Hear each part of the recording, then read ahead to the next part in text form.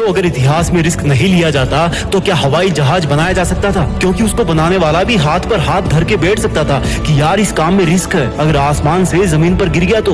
सोचो अगर रिस्क नहीं लिया जाता तो क्या मानवता के इतिहास में कोई मानव चंद्रमा पर पहुंच सकता था? क्या सिकंदर और नेपोलियन की तरह महान शासक बना जा सकता था? क्या समुद्र में कई किलोमीटर दूर तक जाया जा सकता था? शिप बनाने वाला इंसान भी अपने घर पर डर के मारे बैठ सकता था कि अगर नाव बीच समंदर में जाके डूब गई तो जितना बड़ा रिस्क उतना बड़ा अचीवमेंट। अगर तुम घर पे बैठकर ये सोच रहे हो कि रिस्क नहीं लूंगा तो याद रखना मेरे दोस्त, तुम जिस पंखे के नीचे सो रहे हो ना, तुम्हें नहीं पता अगर गलती से वो सोते हुए तुम्हारी गर्दन पर गिर गया तो क्या हाल होगा। रिस्क कहाँ नहीं है, तुम बाइक कितना ही सेफ चला लो, भगवान ना करे कि ऐसा हो कि दूसरे की गलती की वजह से तुम्हारे साथ कुछ हो जाए। अगर तुम सांस भी ले रहे हो तो वो भी रिस्क है, क्योंकि उसके साथ भी कई पॉइजनस केमिकल्स तुम्हारे फेफड़ों तक जा रहे हैं, जिनका आज नहीं तो कल असर पड़ेगा ही। तो फिर देर किस बात की, रिस्क तो वैसे भी लाइफ में है ना, इसका दायरा बढ़ाओ। जो अगर इतिहास में रिस्क नहीं लिया जाता तो क्या हवाई जहाज बनाया जा सकता था? क्योंकि उसको बनाने वाला भी हाथ पर हाथ धर के बैठ सकता था कि यार इस काम में रिस्क है, अगर आसमान से जमीन पर गिर गया तो।